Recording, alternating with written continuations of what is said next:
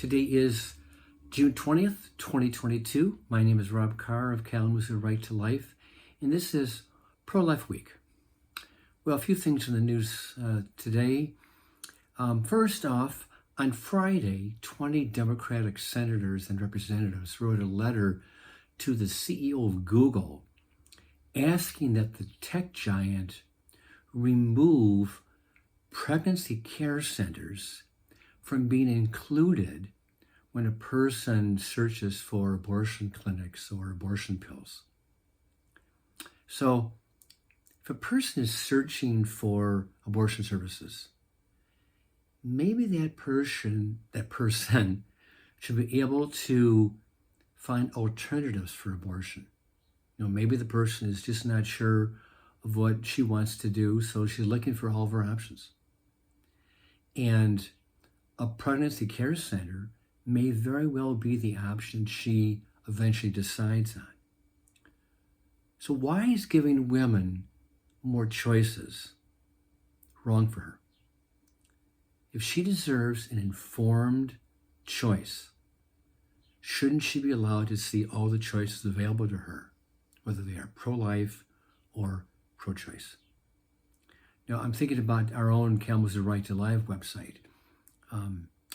It's managed in such a way that if a person were to type in the word or words pro-life law, we pop up as one of the responses. Or if they type in the word pro-life group, we pop up. Or if they just pop up the word abortion, we pop up. Now, it's true that if you typed in the word abortion, the Planned Parenthood website will pop up too, as it should be, because it is one of the choices that a person would have.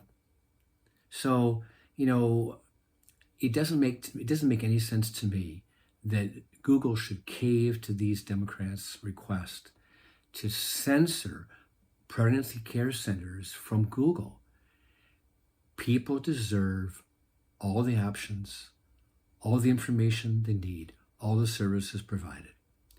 And I consider it somewhat of a capitalist, free market enterprise where pregnancy care centers are competing in many respects for the same people that Planned Parenthood is competing for.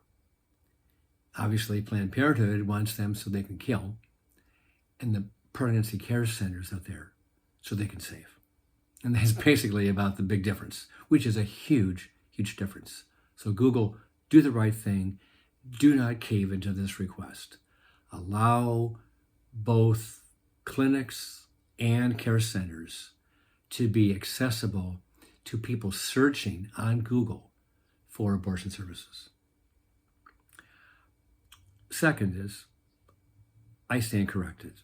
It's a case of misinformation on my part.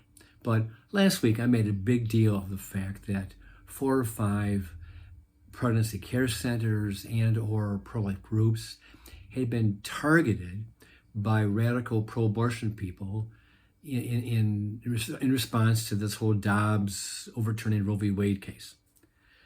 Well, I was woefully incorrect. The number is not 5. The number is 50. And last Friday, Senator Tom Cotton of Arkansas sent a letter to Attorney General Merrick Garland, basically demanding that the Justice Department investigate these 50 cases of arson and paint being splattered on doors and windows broken and graffiti on walls. Relatively minor issues of vandalism, well, except for the Molotov cocktails and the arsons. But some of these are relatively minor, but compared to some of the violence that lunatic, crazed, unstable, pro-life terrorists inflicted at abortion clinics and on abortion doctors over the last 40 years. And the people that kill these abortion doctors, they were arrested, convicted, sentenced to prison, and one of them was actually given the death sentence. So, if you've committed a crime, if you pretend to be pro-life and are upset about abortion, you've killed somebody, you deserve the full punishment of the law. And just because some of these recent cases perpetrated against pro-life groups have not risen to that level of violence, that still does not mean that the Justice Department should still be investigating these cases. I mean, there's one group called Jane's Revenge has taken credit for a lot of these. Well, if Jane's Revenge wants to take credit, they need to be investigated. They need to be prosecuted. And, it's just a simple case of if they've broken the law, there should be some form of consequence to that action. Okay. And that kind of reminds me too of, these people who are demonstrating in front of Supreme Court justices' homes, which is a clear violation of federal law. Just because they're not committing an act of violence, or they're not throwing a brick or a rock through a picture window, doesn't mean they're still not in violation of the law. Now, the charge may just be, a simple fine, but there should still be some repercussions to their actions in violating federal law.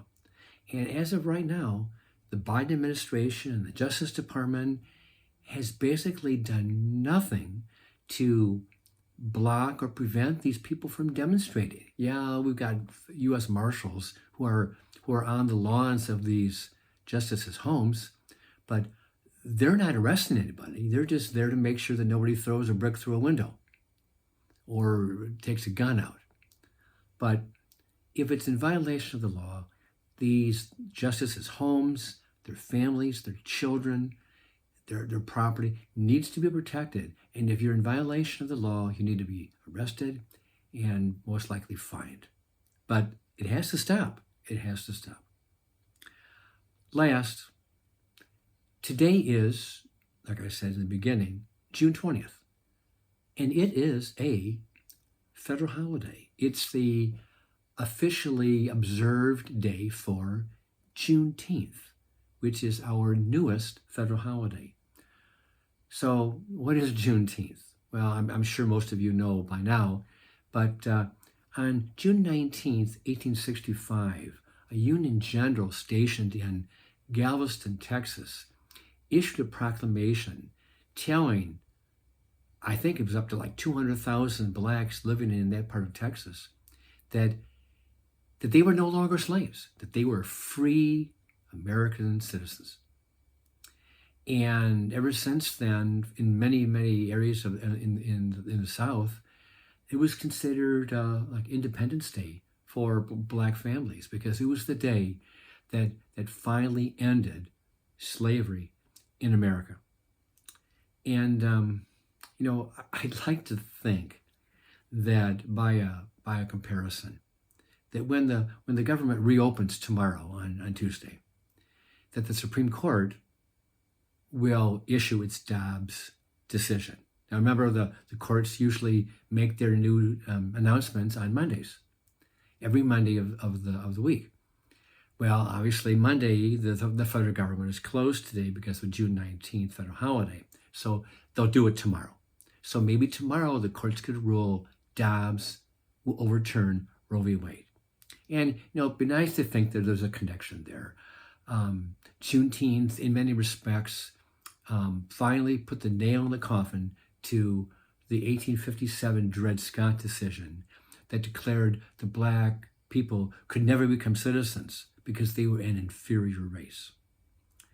And Roe basically said that the unborn child was a non-person, or at least was not a person in the whole sense, and had absolutely no constitutional rights. So if Dobbs overturns Roe and sends the issue back to the states, well then at least half the country, half the states, can enact laws that will restore legal protections for the unborn. If black people gained their rights on June 19th, at least for those in the Galveston area, and officially ended slavery, then maybe June 21st, which is tomorrow, will be the day of independence for unborn babies in half this country, that will have a new birth of freedom. And states can enact new laws protecting them and giving them the blessings of freedom and of life. So with that, I'm going to let you go. But remember, don't sign that petition. You know what I mean. Don't sign that petition. With that, I will see you next time. And maybe we will have big news, a big reason to celebrate. Goodbye.